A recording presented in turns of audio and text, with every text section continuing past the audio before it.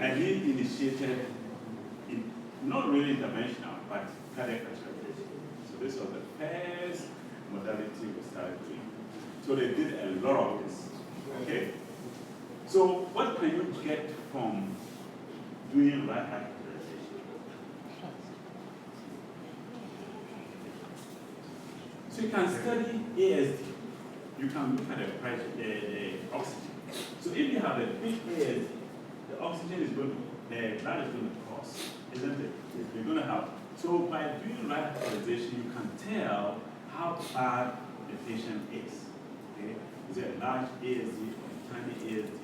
Depending on the oxygenation. So you see in the IBC 73%, SBC 68%. As you come in, there's a high concentration of oxygen in the right atrium.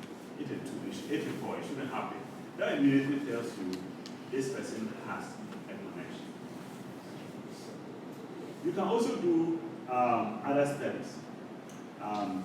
VSD study.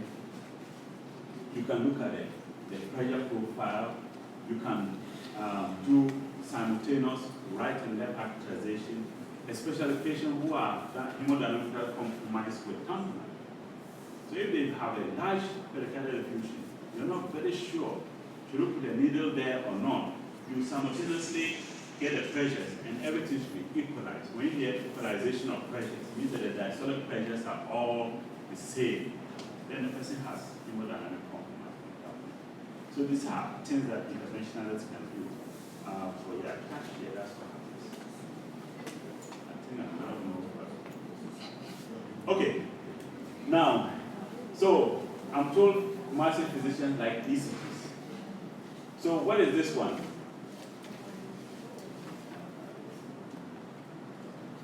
So you have ST depression there, classic, which Dr. Olson showed. But this is what I want you guys to see. The ST elevation. So such a patient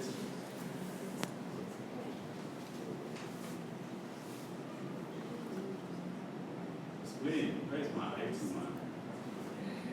Yeah. So no, it's okay, it's clear.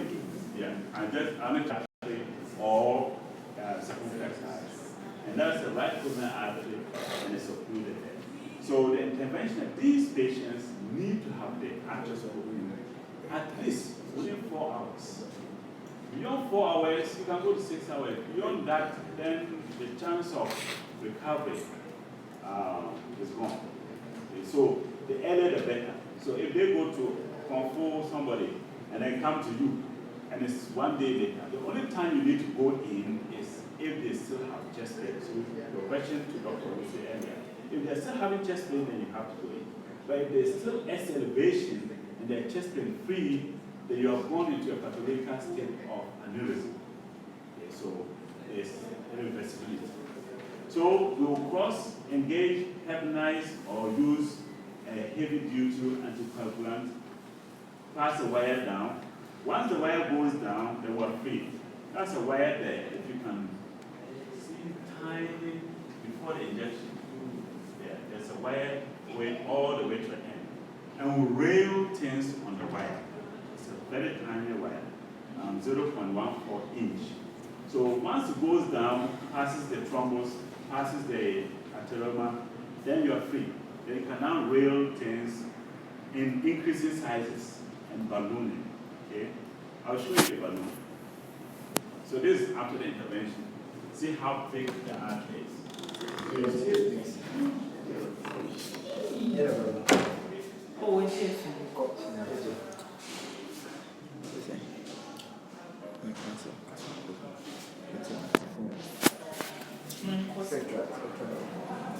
The artery is now, there's still some residual disease, but the artery is now got it.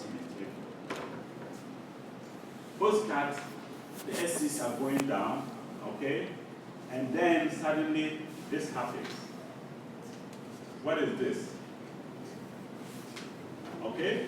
So the pressure goes down. Pressure is flat. So this is a cause VFib. Okay? And then you shock the patient. Okay? So when you shock the patient, that's what happens there. Then you get back to normal sinus. This is another patient. This one shows S elevation where B1, B2, B3, right? A little bit of B4. B5 is a little bit depressed, B6 is a little bit depressed. So the right coronary artery is almost clean, not completely clean, but almost clean. So there's some atherosclerosis. Okay? So over there's some narrowing, over there, and then some narrowing here, but it's not significant. And then this branch has a narrowing at the osteo. So this is not significant. But when you look at the LAD system, what do you see?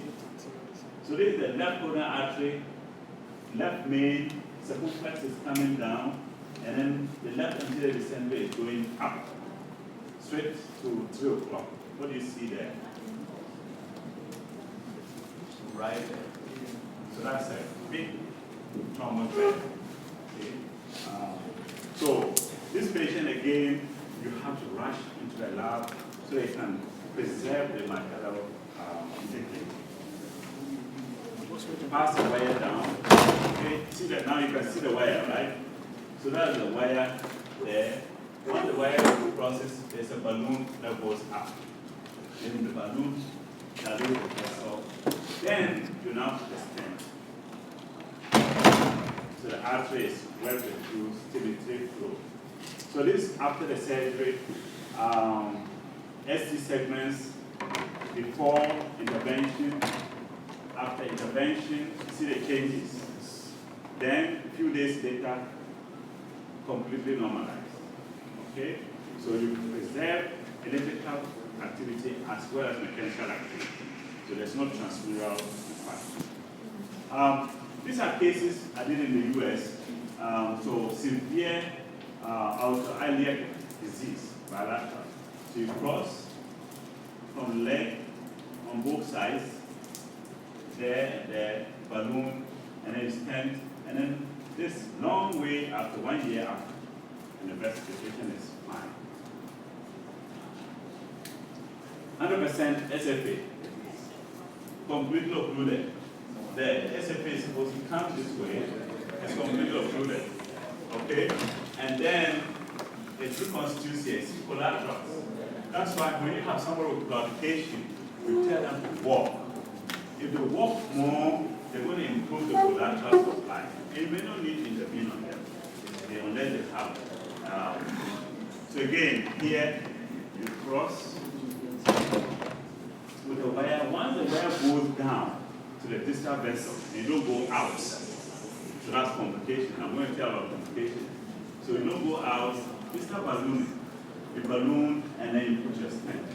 Okay? So these are things that we can do. This is another aspect of interventional cardiology, what we will need if we start treating patients. If somebody is very sick, the ejection fraction is very down, you may need to support them. Okay? Intra-aortic balloon pump, you can use tandem heart and other modalities. Let me share this with you.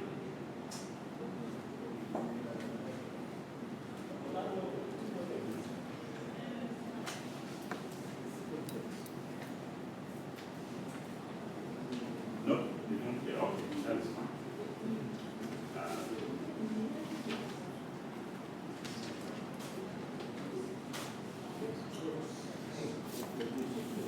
What it's going to show you is an intra-aortic balloon pump.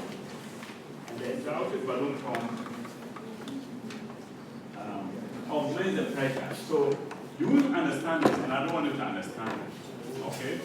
But basically, this is your unaugmented pressure. Okay? It's very down. With a balloon pump, the pressure can go up. So you improve cerebral perfusion, you improve coronary perfusion. And the settings, cardiologists who understand this, you could have 4 settings, so you have to change it to make sure that the timing is right. Okay, another device. The impeller device is also the newest assist device. Basically, what it is a suction pump. Okay, you put it in the leg all the way to the left ventricle, and and then it sucks out the blood. So that the heart can be compressed, and then the person feels better. So you improve cardiac output, you improve cerebral perfusion, and then the heart is decongested. So the lungs feel better. So these are maneuvers we use, catheters and other things that we use to get to the coronary artery. So there are two, unless the person is weird, has 3 or 1. But generally, the left side comes from the left cusp, and the right comes from the right cusp. Few patients, both of them may come from the one location or the other, and you have to start searching for them. So this is the left coronary artery. If you go through the leg, it just goes down, and then it falls in there, and then you can choose your contrast and take images. The right needs more manipulation. This is the father of interventional cardiology. This man brought interventional cardiology.